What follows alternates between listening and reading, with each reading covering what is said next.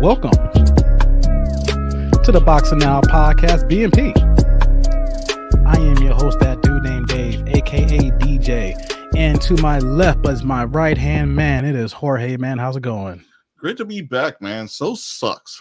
Oh, yeah. Before we get started on that, we're going to touch on that for the people who followed us here. So as we get started here, as always on YouTube, you can click on like, subscribe, and click on the notification bell so that when you see these new episodes come up, you got them right there. Also on Spotify, click on follow. For our partners, shout out to Spanglish World Sports on the Zingo app channel 250 as they're expanding as well in Canada, as well as the YouTube page and Instagram page as well. So, got that out the way here. Intro done. Excellent. Jorge, Chicago sucks sometimes. Oh, so Chicago sucks. It just sucked. Winter sucks. As we get started here, we haven't dropped the show since 11.5 when we had our nice little debate about Andre Ward, either fighting Canelo Alvarez or Anthony Joshua. And it seems like, we'll talk about that a little bit later. It seems like one of those opponents might be picking up steam as we're starting a rumor mill here.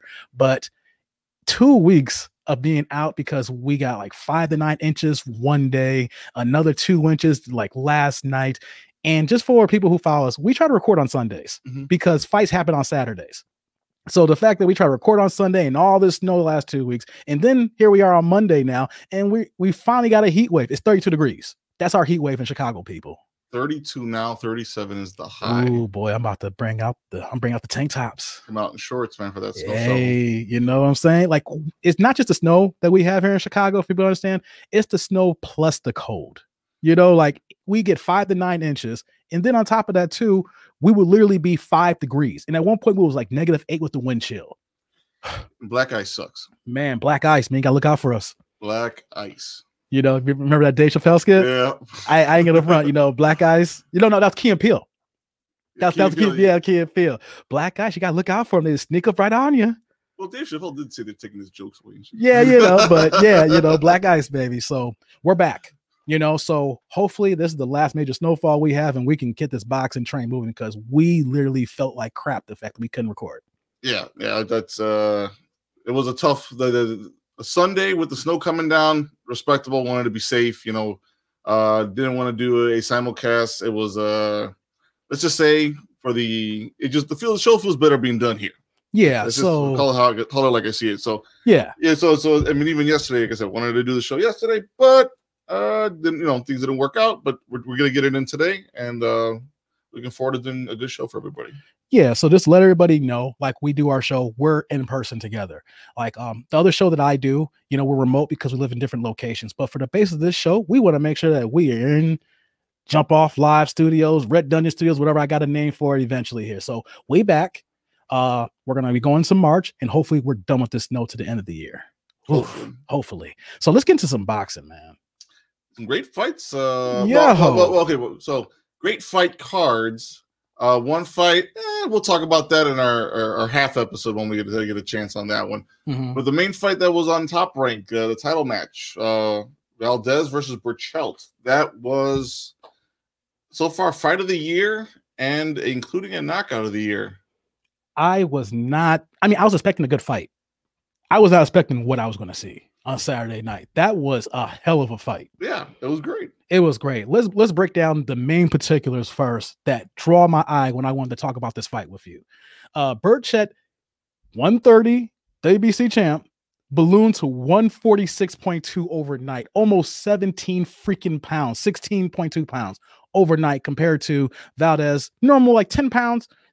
That's normal. You see that, you know, a guy in good shape. 7 to 10 pounds is about normal. This was a lot. 16 to 17 pounds. And I encourage people to rewatch this fight, not only because it was a good fight, but if you have a big screen, like 50, 60, 70 inches, and you see the size difference.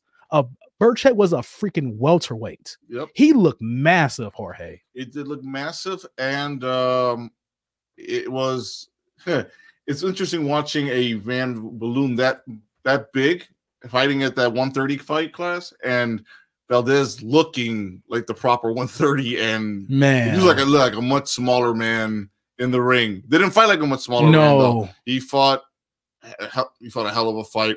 Great game plan. Had some scary moments at some points, which would make sense, because if the game plan for Valdez was he needed to stay away from Berchelt. Berchelt is a puncher, true puncher in the boxing division, and in this case, he needed to, and he's a pressure fighter. So Valdez, fought a great game plan, but having to stay away from him and pepper him with jabs and left hooks, but trying to get away, not get caught in the corner with him, stay off the ropes.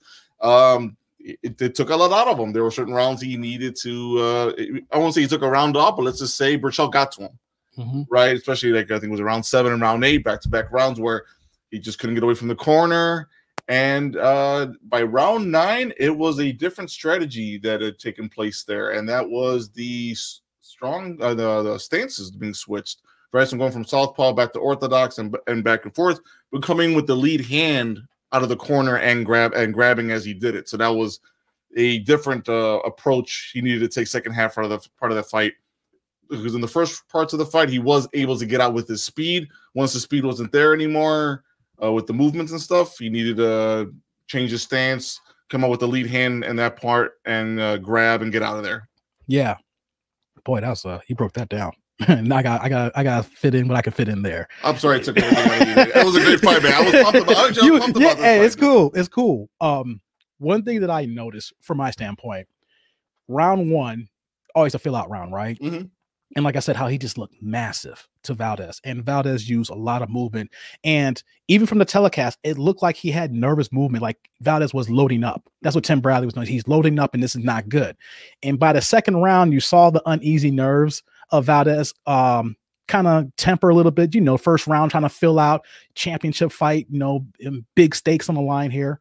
And one thing I noticed before we got started, there was a punch that he landed to Berchelt's nose that started bleeding right away. It seemed like that changed the fight, because round 1, with the nervousness of Valdez, it seemed like Berchelt felt comfortable. He was going to initiate his plan, stalker type of fighter, walk you down, wants to use his size and his brute strength, even though he doesn't have great defense. But as soon as that bloody nose came, that aggressiveness that I saw in that first round got tempered a little bit. I'm not saying that it didn't stop. You saw like, it caused him, instead of going 60 miles an hour, he's going 45. He's going the speed limit right now. And then at that moment, it felt like Valdez was in his bag then. Okay, distance, movement. He's coming in, jab, get out the way, sidestep. And then it's like, his Achilles heel, he can't stand left hooks and he can't block it. So you know what I'm gonna do? Pop, jab, come back with the hook, sidestep, come around, like you was mentioning earlier. And it was beautiful performance, because it was the perfect all-around plan. Because as soon as Berchelt got in, it was the perfect balance of movement without running.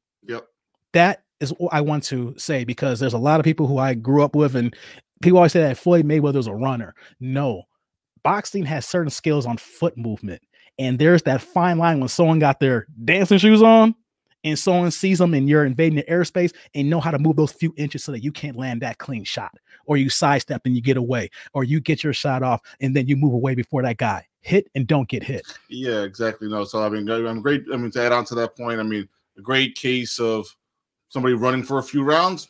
De La Hoya versus Trinidad. Ooh, we're gonna go there again. De La Hoya, last 4 rounds. Hey, did the movement.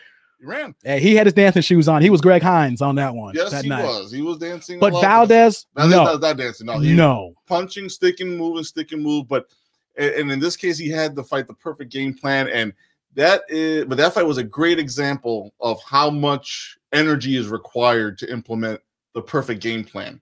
I think to your point where he was being tentative in the first few rounds, I think he was caught off guard and maybe slightly overwhelmed with how big Berchelt was at the time. I could agree with that. I think once he saw that he could hurt him physically, I think that even more confidence. And that's why I'm saying that second round, because that first round and then the first, I can't remember the exact moment when that punch landed. If you watch it on ESPN or on demand and you see that punch land and blood happens right away and you see the corners working on his nose, but it just seemed like whatever confidence, whatever mojo that Berchelt had, he was like, okay, this is going to be my fight. Oh, wait a minute. Whatever invincibility I had, that shield is gone. He still fought his ass off. Like those 2 rounds where he came back and we felt that Valdez was in trouble. Like, wow. You know what I'm saying? Like, to have that kind of heart that he came through and pulled through. But we got to give credit where credit is due. Valdez being trained by Eddie Reynoso, he's in his bag right now. You know, like he is having the fighters and giving them game plans that work for them at their peak performance best, as far as training them, how they look, their boxing performance, everything. The last year and a half, Eddie Reynoso would take away COVID, year and a half, and then that he is really outside of Canelo, he's really doing a damn good job. I think Valdez was probably so far the one that I'm more impressed with and stuff. I think Canelo, with his talents and his skill set, he's a very good fighter. So I think Valdez, he gave me something to look at that I'm probably more impressed with right now with Valdez of all the fighters he has under his belt right now. And we'll talk more about Reynoso and who else got in his training camp and stuff when we started talking about the heavyweight division, for example.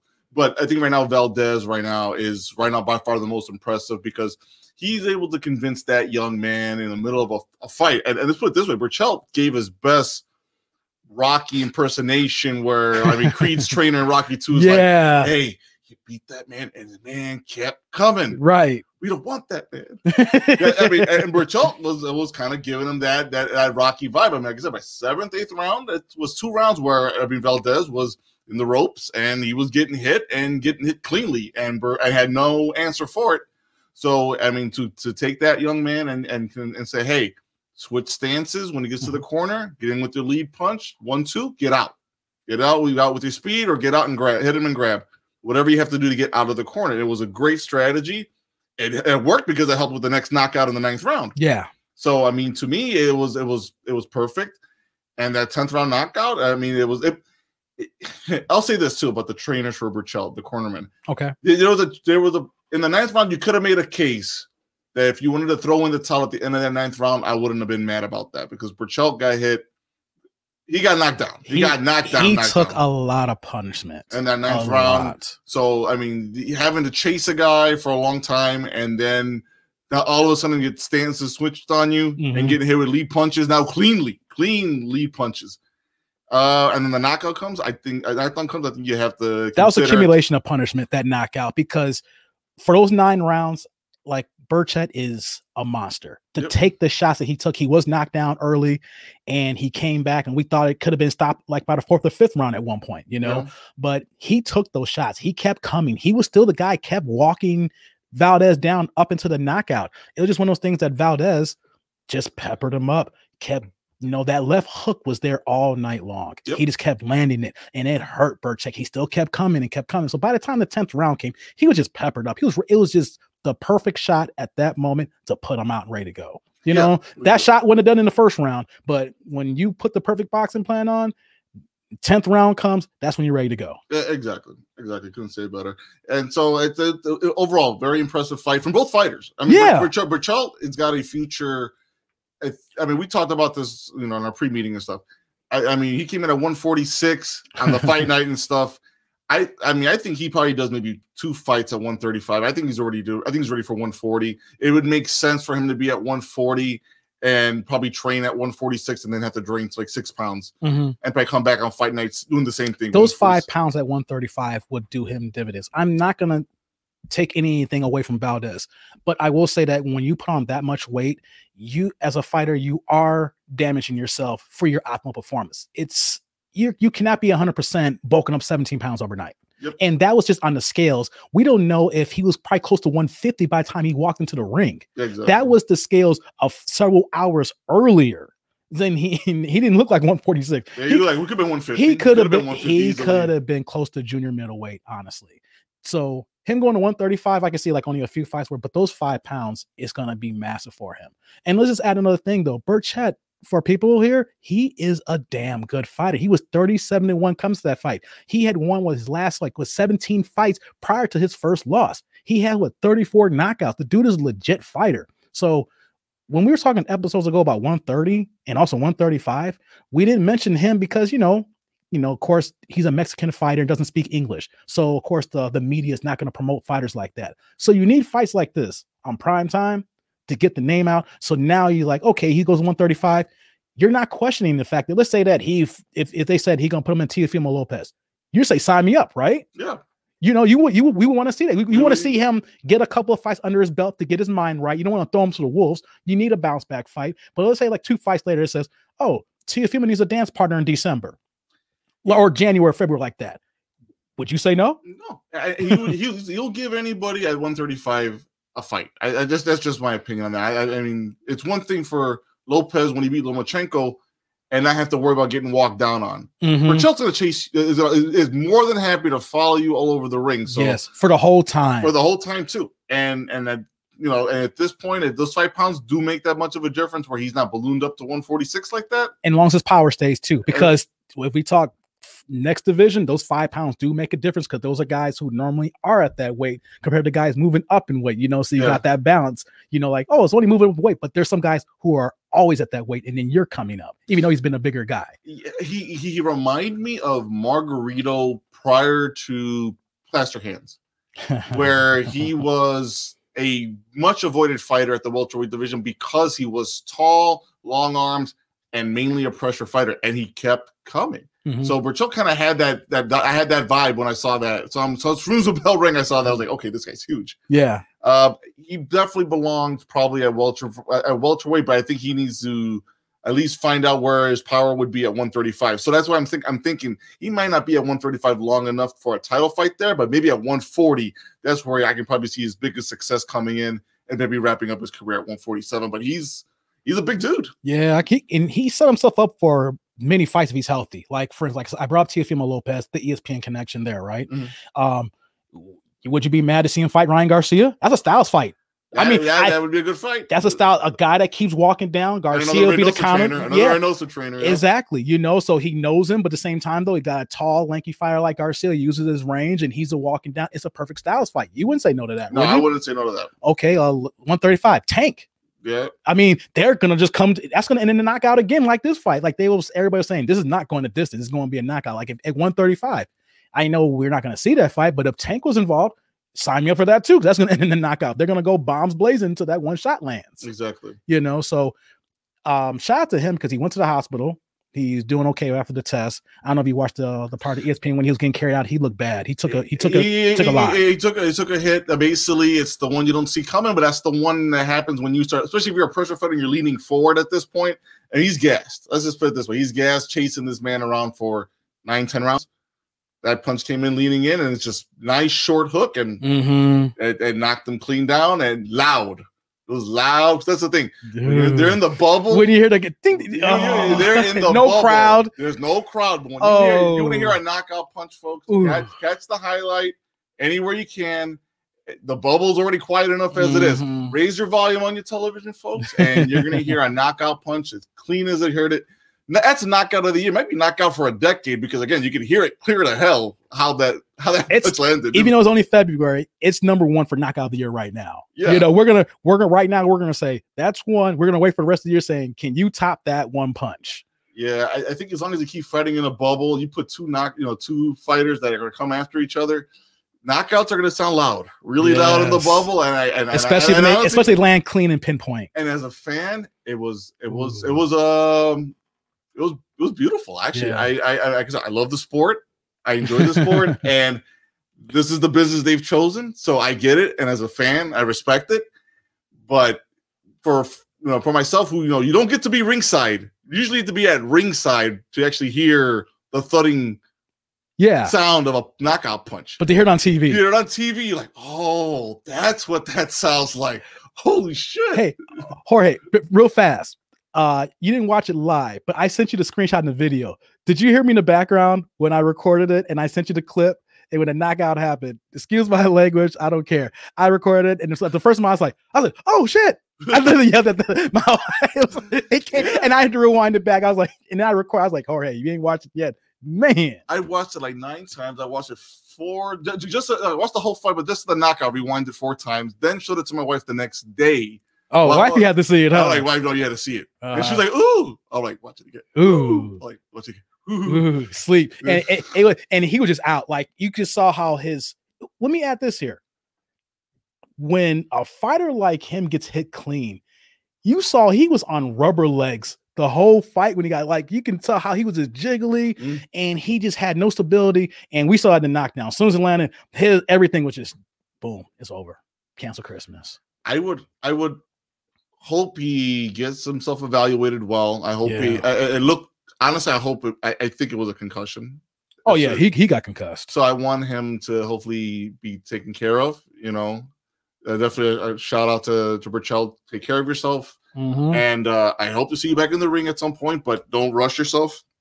We'll be waiting as fight fans, boxing fans, and we look forward to seeing you at 135 or at 140. And just be healthy for for that part of your career when you're ready to get there. Let me say this here, just the superficial side of me. Boxers got the baddest women.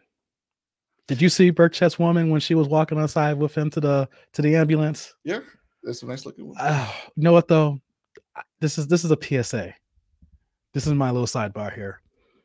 When you see boxers and they're missing teeth, half their side is drooping, they've been in battles. Shout out to rest in peace Leon Spinks. He had the signature.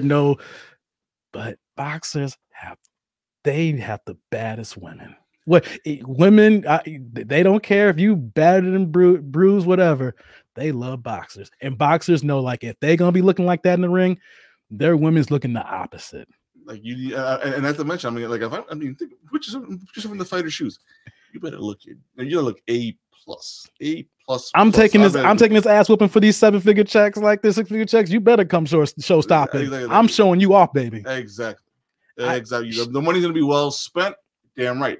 Wife, trophy wife, whatever you want to be called. I'm walking with you. I'm holding you out. That's it.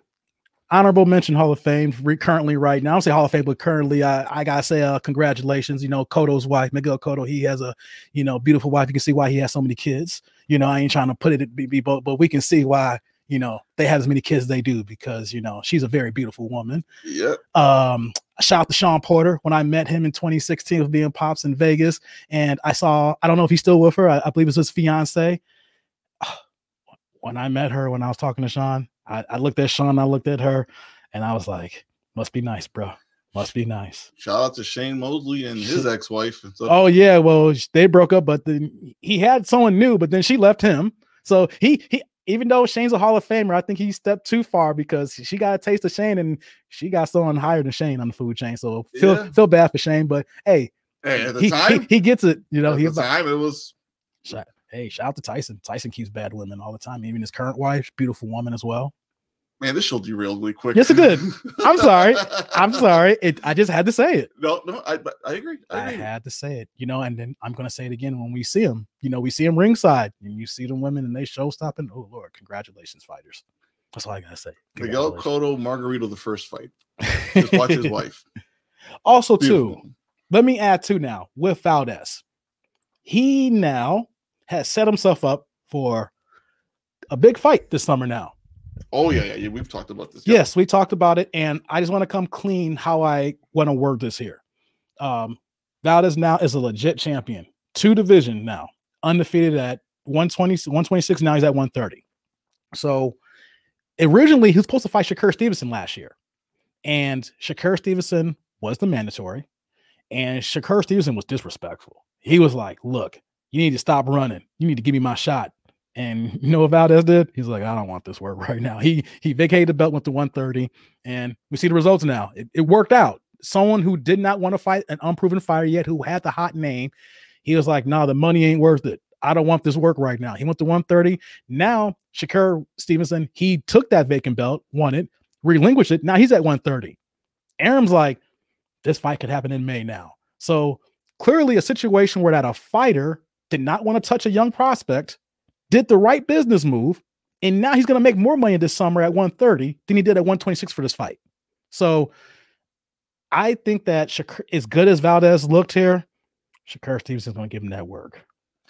I think, like I mentioned before about Reynoso being in Valdez's camp. And I believe right now of all the fighters that Reynoso has in his camp, I think Valdez is the one I'm most impressed with right now so far. I will not put it past Reynoso to find the right game plan for that fight. Not knowing what it could be, right? I don't want to speculate and stuff, but I would willing to bet that Valdez will be listening intently on his corner's commands during the fight and during the training camp. And like I said, the ability for him to switch the stance in the middle of a fight. This wasn't being done. He wasn't switching stances during the fight. This was in the 9th round where he said, okay, I need to switch stances because my trainer says this is the right thing for me to do to get out of this corner. And it worked. And you can tell he believed in it. He was unsure of himself at the beginning of the round. And by the first minute of that round, he looked more comfortable doing it and looked more comfortable doing it even further until he got a knockdown. So to me, I think he's firmly confident in his training camp. And I feel like if he's saying, I mean, right now he's saying he wants this fight now. He feels he's definitely confident about. Well, it's not even about him winning the fight. Is now when Arum publicly says this fight's going to happen now, and then with way Arum's running ESPN now, when Arum says this fight's going to happen now, it's going to happen now. Yeah, I believe there's no way not. This fight's already sold. The fight's already sold by itself. And they were all the way at the stadium too. I know you saw Devin Haney there, Shakur Stevenson there, Teofimo Lopez was there. All guys in the same division, even though they're friends. You know, so you can see some of them are friends. You know, some of them are rivals, but they were there watching the fight too as well. So that kind of helps with the selling the fight too. When you got guys in the same division watching the fight, I love that when guys watch other fighters in the same division fight. Yes, for that I did like, because that is, it keeps the fighters are interested in fighting each other. There's no dispute about that.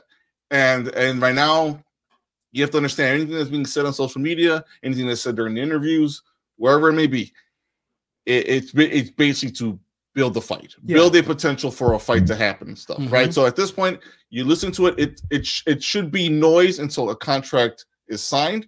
But when you see them at ringside, that's the value I get from it, right? The social media stuff, it's great, stuff we can talk about here and there, but nothing that I understand the business side of that part, the promotional aspect of that.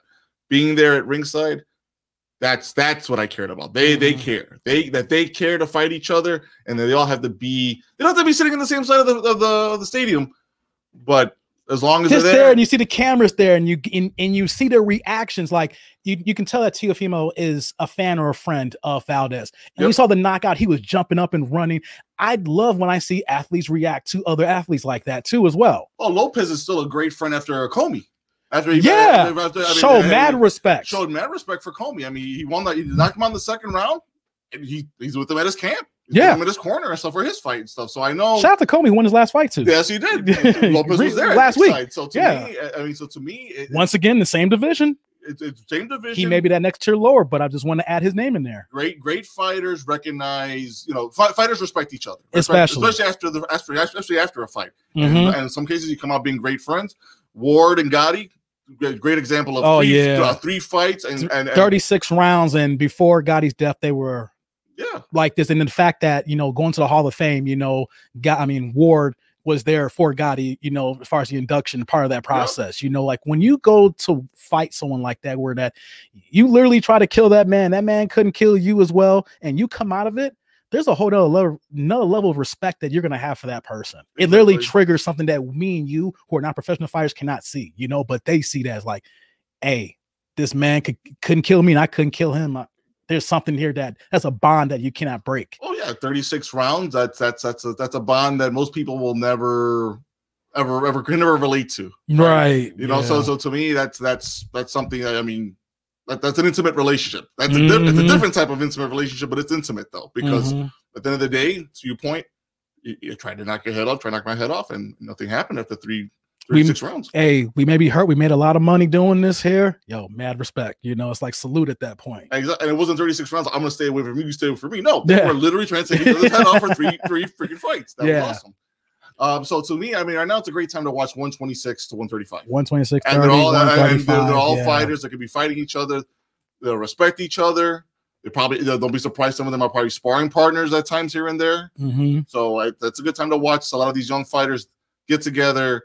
And just, it's a nice, especially on that part of the sport, because usually it's welterweights, middleweights, heavyweights. Yeah. At the lower weight class like that, that's nice to see. So let me bring it back to Shakur Stevenson, because after he was selling the fight. He was online on Twitter, loved it. He was like, hey, WBC belt, you know where you need to come. Like, if you followed him from Saturday night to Sunday and to Monday and all the tweets he was putting out there, I'm repeatedly saying this on every podcast to follow these guys on Twitter because it's really funny. It's really good dialogue to see these guys getting it in and talking. It you know, you can say, you know, like it's good banter or it doesn't mean nothing. It's actually funny. It's like to see now we're seeing the building blocks of this next fight here. Valdez, Stevenson. I didn't want to dismiss Valdez in his perfect fight. You know, this is his moment. You know, so here he is. He's in his bag right now. But if we're going to fast forward and talk about Shakur Stevenson fight, we're talking about a kid who's younger than him, who's faster than him. I feel that he's stronger than him. And I just think that Shakur just has the goods. Like Valdez is a champion. Then you have the guy this is the guy. Like we said, Teofimo Lopez is the champion. And then Comey is a good guy who is a title holder. That's why I look at Valdez. Valdez is a title holder. He's a champion. He's a title holder. I think Shakur is a future champion. Yeah. You know, and so I'm actually happy to see this fight now at 130 because if this happened in 126, I think Valdez would have got murdered. Honestly, it just happened a year and a half ago. The way Stevenson is, and Young is, and the way Valdez is, of course, he changed with Reynoso now, having a better trainer, understanding his needs, understanding his style, he would have got killed. So now it's going to be a better fight. I'm still picking Shakur. But I just see that now he's probably at his peak now, and it's going to be a better fight than it would have been a year or so ago. Yeah, I mean, there's the term ducking a fight. I think you have to. We talked about this on the way, when I was on my way here and stuff. It has to be re-looked at and stuff, right? You can tell there's obvious ducks of a fight. I think in this case, this was a business decision that never meant that I was going to duck the fighter, but this is a business decision that meant, hey, I'll fight you, just won't be here at 126, right? We'll fight eventually, but it'll be at 126. Now, I think fighters need to say those things. I think they need to come clean with that because that's a good point. That's a good point. Because I think casual fans will call it a duck. Yeah. I think boxing heads would maybe, you know, have that initial impression until they get some more information under their belt and stuff. But I think if fighters were more transparent about what's going on with their weight and stuff. And this is where promoters, I think, kind of get in the way a little bit sometimes, where they want to hide that information in order to make a paycheck, right? For their fight, you know, for their fighters and for themselves, obviously. But if the fighters were more transparent about that and just say, hey, you know what, you know, Shakur, I respect your ability to fight and stuff, but I'm not going to fight you at 126. I'll fight you at 130. Hopefully I get a belt by then. Or just say that you can't make 126 and I got to go to 130. As much as I would respect someone to say, hey, look, I know he's a young dog and he's my mandatory. Let's say that I cannot boil to 126 anymore and I got to move to 130 and I got to relinquish this belt. Just say that, because that happens all the time in these weight classes. These guys are constantly trying to make weight. We just said Berchelt bulked up 16.2 pounds overnight. So, and then of course he just moved up his weight and he bulked up 10 pounds. Now that's nice, but if he's still at 126 trying to get down, he'd been down to 14, 15 pounds in the same boat. How he, you know, you get to a certain point that your metabolism changes and you grow out of that. Your body can only shrink so much when you get older and you mature.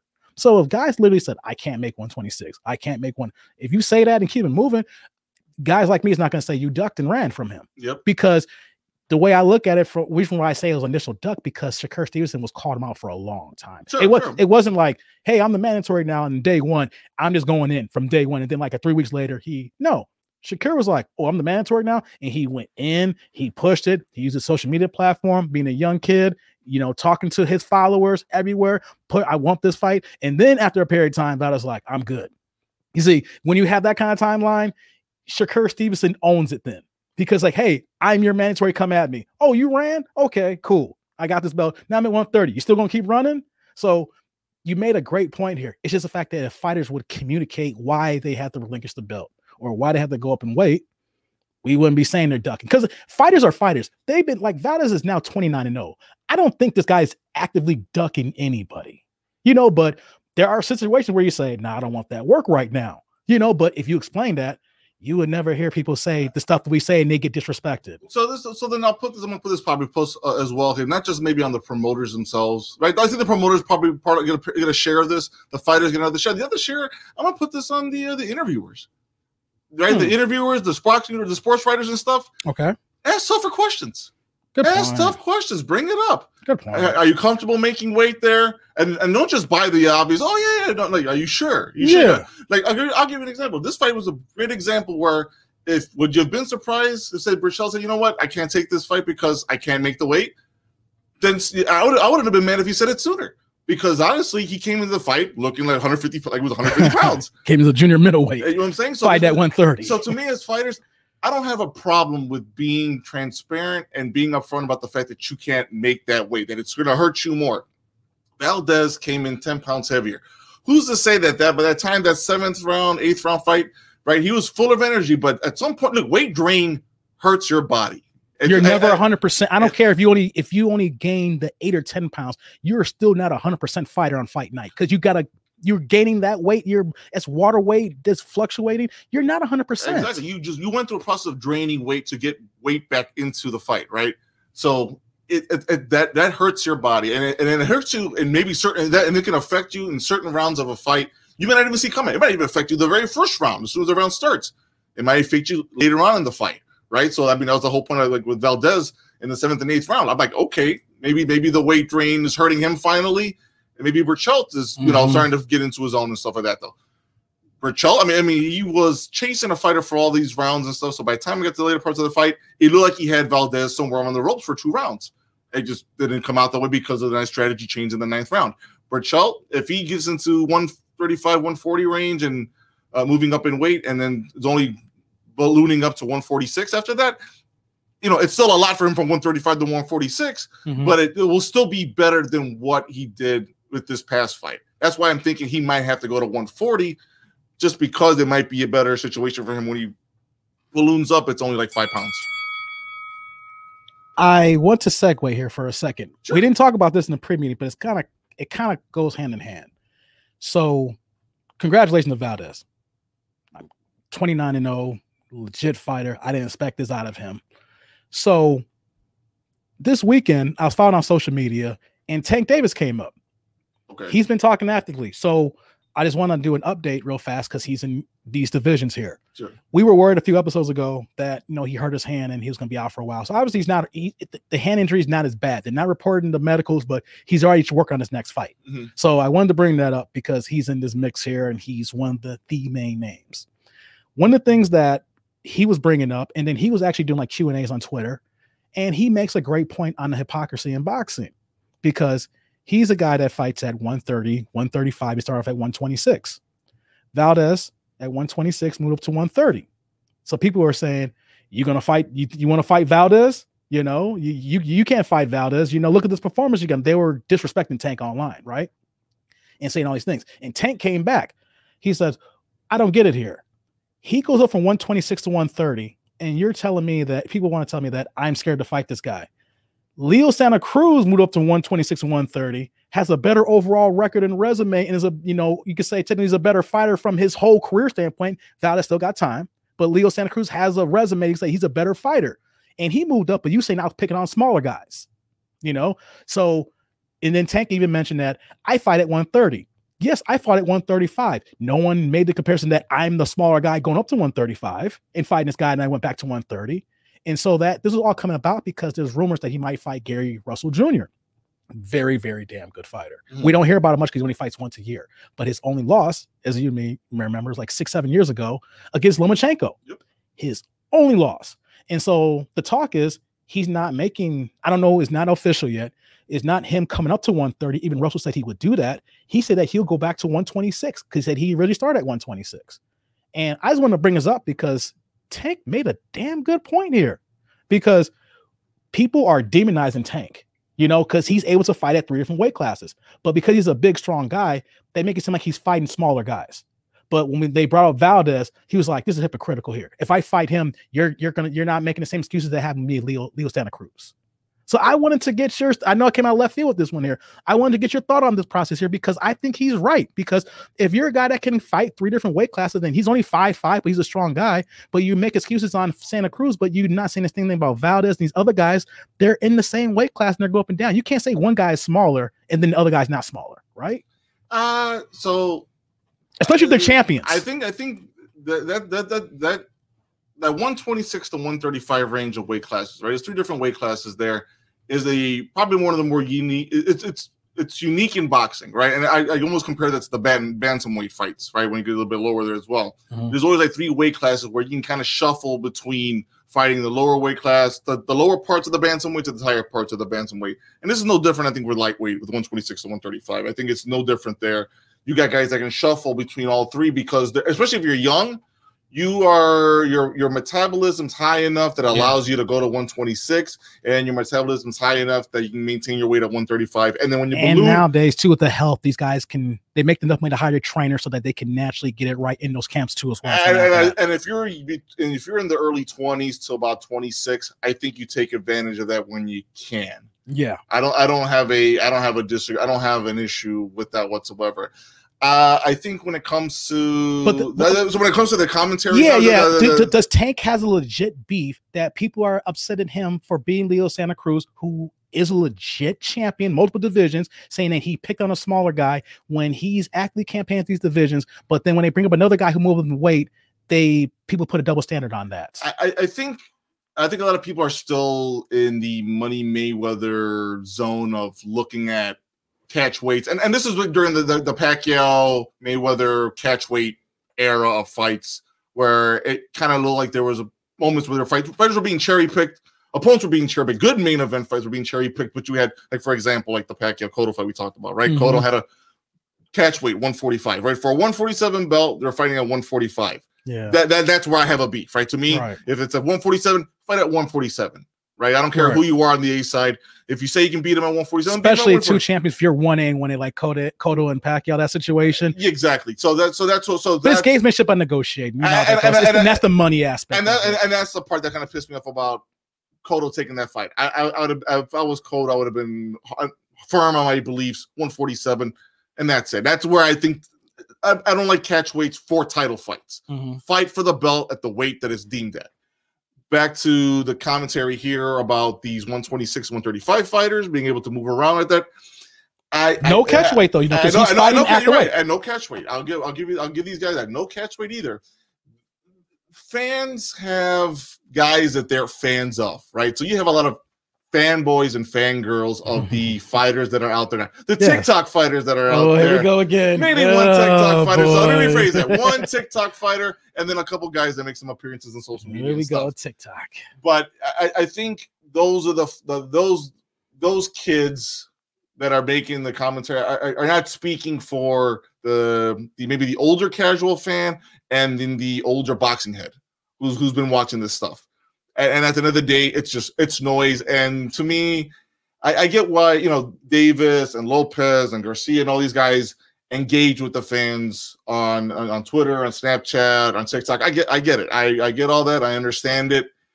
But I never let that shit get in your head. But no, but Tank has, I'm bringing this up because Tank has this stigma of fighting small guys now. Even though he is 5'5", he is the smallest of all those guys. You know what I'm saying? He's just so strong and stocky at 5'5". He's built that's why he's called Tank Davis, because he's built he's a 5'5" tank. But he's not doing catch weights, and the guys he is fighting, Leo Santa Cruz is a legit champion, multiple ways. He's 3-division champ now, at least three divisions. I know he's at least 2. I apologize, I don't have that in front of me. The point I'm just trying to bring out is that he has a legitimate beef because people want to demonize him, not just the fans, but some of the media has demonized him. But then if you pull out Oscar Valdez up here, like we're actually speaking in the moment here, and it's like he's a smaller guy that went up in weight too. So if I fought him, you guys would be pissing on me too, because people were saying that too. It was like, oh, blah blah blah. So he has a legit beef, and nowhere else to say he has a legit beef. It's not me saying I'm a Tank fanboy. He's a good fighter. I just want to point out things that does not look right sometimes. I think the fact he's aligned with Mayweather, there's additional hate. That's why that's the point. That's the reason I made the point that I made. But I also want to make this additional point as well. I think some of the fans the only people that are providing this commentary and stuff to them, don't be surprised these guys watch MMA a lot and understand MMA changed the way results are expected from a fight point of view. Most of these fights tend to go out in a knockout, and that's what Tank does. And the stigma with boxing is, there's not enough knockouts, and you're going to have periods, and not even full blown, like eras where nobody's getting knocked out and stuff. No, you're going to get periods where you're not getting knockout power fighters, right? You're just basically getting guys that are really good at their craft, and some guys that maybe have the knockout power but are not looking to knock you out in the first, second round. They're looking to knock you out in the ninth round. They're trying to knock you out economically, right? Without having to taking a lot of risk, right? You know, a good example would be like the Klitschko brothers, right? That they were never one to, you know, Klitschko is a great example, Vladimir Klitschko, of a man who took risks early on in his career, would get knocked out by guys like Brewster, and then all of a sudden go with Emanuel Stewart, and now you're changing the fight. Now you're changing the fight to be more risk adverse, but you're also beating the hell out of him with that jab. So it's you know, it's basically you're going to run into those eras where you're going to run into those types of fighters. So right now is a good time in that weight class because you've got a lot of young knockout fighters. I think my only, if you had to be nitpicky about any of the fighters winning a certain fight, it'd probably be Santa Cruz, and not because of him moving up in weight, but because he's an older fighter. Yeah, he's already had a few wars. But he was 30. He was older, but he was 30. I know he'd already had a few wars. And Valdez is 29. I just want to point that. I just because people will say he's older 30, but I was like, Valdez is 29. Now people may say he may be an older 30, but who has really beat Santa Cruz? That's a war scar 30. Yeah, for Santa Cruz. But the point I wanted to bring up is it's not like he's fighting the bum of the week. He's not fighting taxi cab drivers and say, okay, I'm gonna go down and have this guy from 126 to 130. He's fighting a multiple division champion. You know what I'm saying? And then up into the knockout, you can make the argument that Leo Santa Cruz was winning the fight. The difference is Tank has the knockout power punch that Wilder has. So up until like 5 rounds, Leo was winning the fight boxing wise. He was skillfully mastering it. So I just wanted to pick your brain and bring it up because, you know, boxing is a lot about, you know, it is hypocritical. Some people see people align with certain people, and then they already get stigmatized with a certain label. Or if something happens bad earlier in their career, it sticks with them, even though they may not have bad things happen in their career. You know, sometimes you remember the last thing about them. You know, and the last thing we saw, of course, Leo Santa Cruz, like, well, he was at 126. And only thing I'm saying to that, Valdez, I'm just bringing this back here. Valdez was at 126 and didn't want Shakur Stevenson at 126 and moved to 130, you know, and we talk about the ducking, and I said how that worked out. You know, maybe not be a duck, may not be. It's a business decision. But Tank Davis, business decision, Leo Santa Cruz, but at least he's not fighting bums. And I'm just wanted to point out that people who want to nitpick at Tank Davis, hey, man, you got a young kid who got 24 wins and 23 knockouts, man, and he is fighting guys who wants to come up and wait and fight him, and he's calling guys out. And then one last thing, too. He's saying that he don't want to fuck with Ryan Garcia right now. He said that Ryan Garcia on the low is begging him for the fight now because the Manny Pacquiao went down. And that's how I'm not going to get into that, but he was saying like, hey, look, I'm giving y'all the knockouts. Put some respect on my name. I think he's looking too much from fans. That's another thing too, right? So that's my hot bank. I just want to get that out there. In Twitter world and Snapchat world and social media world, look, battle lines have been drawn by the fans. They're picking their hero for their tribe. A lot of tribalism going on there. I'm not.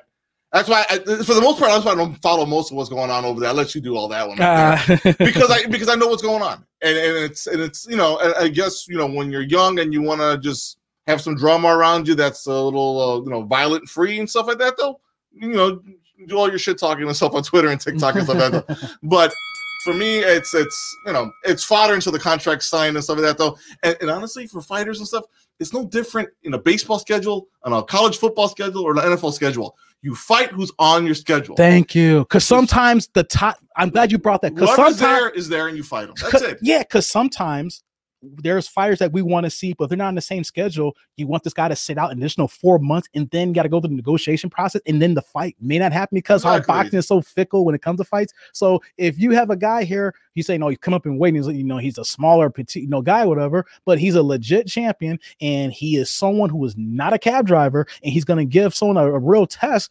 Yo, let's take it, because either take the fight or we're going to see him talk on social media for another 5 months not fighting. I mean, people, look, there's 50 Saturdays a year. Some of those Saturdays are going to be taken because of like holiday weekends and stuff like that, though, right? And other main events, right, that you're not going to be doing a fight on. You're not doing a fight on Super Bowl weekend. I'm sorry. It's just not going to happen and stuff. So with that said, look, 50 Saturdays a year, the process of actually getting the contract, negotiating, the contract signed, getting the site, the money agreed upon, the site location. It's not like sites are ready to go and these stadiums are just waiting to open you up on a Saturday. No, you got to find a stadium at a location you wanted to be at. that is going to generate the most money for the public, whether it be Madison Square Garden or in Nevada or all the way down in the Middle East. Patience. Have some patience. They'll get in the ring with each other, but for now, enjoy the little white noise that's on TikTok and Twitter that you guys love to engage in and stuff like that. And just be happy that just enjoy a little drama there and stuff. The fight's gonna happen, right? In the meantime, watch an MMA fight, see somebody get knocked out real quick in 2 rounds, and the boxing match will happen. There's a reason why it's called the sweet science, and that science also applies to getting the damn fight put in the first place. On that note, this is like a 0.5. You haven't gone on a rant here, man.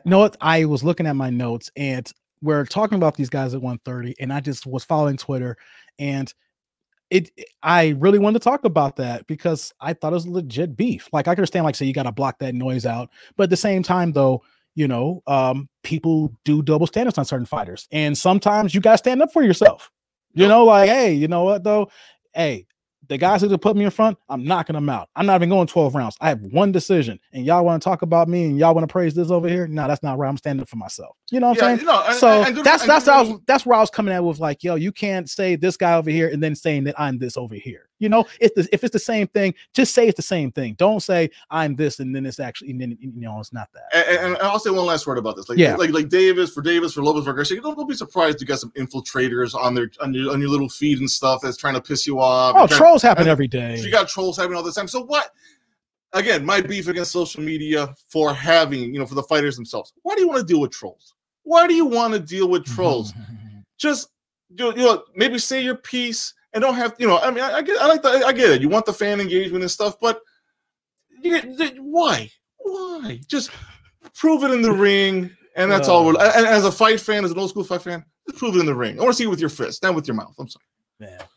So on that note, we're going to close out with this episode here. It's glad to be back, man. It's glad to be back, and there's some stuff we need to cover, but we'll cover that in the next half episode there, because we missed a good chunk of stuff I wanted to talk about. Yes. There. So you surprised me with that one, but I came out of left field with that one. I was ready for it. I was surprised I was ready for that one. So just let everybody know we're back. The weather is okay, so we're gonna be dropping another episode again this week. Let me just get the stuff I want to say again now. You saw it on the screen if you watched the whole episode, but if not, click on like and subscribe and the bell notification so that when these episodes come, you're not looking for it. So if something happens, we got bad weather and it's a 2-week hiatus, and boom, we're gonna come up. So click on that bell there.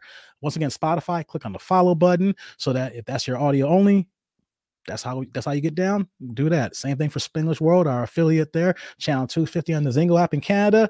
Shout out to Montreal, BC. Hey, showing us love over there.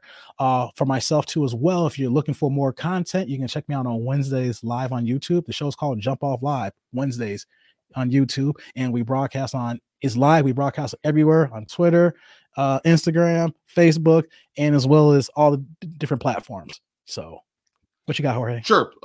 Twitch TV, guys, live_dominoes. Schedule changes occurred. So we'll be taking one of the days, Tuesday, off the schedule, and we'll be doing it on Wednesday at 8 p.m. Going on the road. So we have a bar sponsor that will be allowing us to run our shows on Wednesdays. Is a sponsor of our Domino League and a big sponsor of our team, the team that I've been on for the last couple of years. So looking forward to doing the show over there and helping out the owners over there and appreciating their sponsorship. PL Lounge in Chicago is what we'll be playing out there on Wednesday at 8 p.m. Tested the equipment this past Saturday, so hopefully everything works out and we're able to get it going without a snag there. Other than that, Thursdays and Saturdays are still going at 8 p.m. at the same location in Chicago we've been playing at the last couple months there. So look for us there, live_dominoes on Twitch TV, guys. Last thing too, we've been getting some comments on the YouTube page, and so we don't run from it. So I just want to put out there for people listening, if you have a legit comment and if you think that me and Jorge are wrong, hey, spit at us. We have no problem commenting back. If you think that what we're saying is completely off, hey, let's be respectful and let's have a dialogue, because if you checking for some boxing, you try to talk about it. Yeah. So if you got beef with us, we ready for the beef. We ready to grill it and eat it up too. But I'm just want to put it out there. If you got questions, comments, put it in the comment section. Hit us up. If you feel that you can out talk us and know more about boxing, I want to see y'all too. I'll say it a little bit nicer than Dave there. He will. I won't say beef this time. I won't say beef. Hey. But if there's a disagreement, maybe something that was misunderstood, something that maybe misspoke on our part, I have no problem. But we want the engagement. Exactly. We're not running from it. This podcast here, we want to let everybody know if you're checking us out, we ain't running from it. We ain't scared. So if we said something wrong, hey, come pull our cord and we can have a dialogue. And if it's really that off, we'll have you on the show. Hey, you know. And if we're off, we'll look at it. And if we're off, we're not afraid to admit that we're wrong. And that's right. And we'll definitely admit it on show. We're not gonna know everything. We know a lot, but I'm not gonna admit I'm not Nostradamus on everything. But hey, I'll leave it alone. Yeah. I know what you go. But we want that engagement, folks. So yeah, if y'all but at the same time, if y'all want that heat, we'll give you the heat too. So on that note, Jorge, let's close this out here. So why you gotta be so threatening on the show, man? I wasn't threatening. I was fan. Not threatening. I'm just saying that people like to start drama. And my thing, this is back boxing. Everybody got opinions. So if you want to talk boxing, I am here for it. That's why we have a podcast here. I am here for it. So I am laying the gauntlet down. If you guys feel that y'all want to come at us, come at us. If y'all want to have a civilized conversation, we can do that. If you want to come in, his name is David Jordan. He's out here I'm in these streets. I don't care. Say my government. I'm in these streets. You can find me. It's real easy to find me. Well, COVID, you gotta have a mask on, but you can still find me. Well, nowadays, you probably wear a box on your face. Hey, you can put a box, put a mask. You can still find me. I just want to say for the fans, we love y'all, and we ain't running from it either. This is a real podcast. We a real podcast, and if y'all want to give it to us, give it to us. That's why we're here. Agreed. We're willing to engage in dialogue, guys. So on that note, we are going to close out here for the BNP Boxing Now podcast. I got Jorge here. I am that dude named Dave. And so we'll be back for our next episode. It's going to be a hot one. Trust me on that in a few days. Sure. Take care. Take care, guys.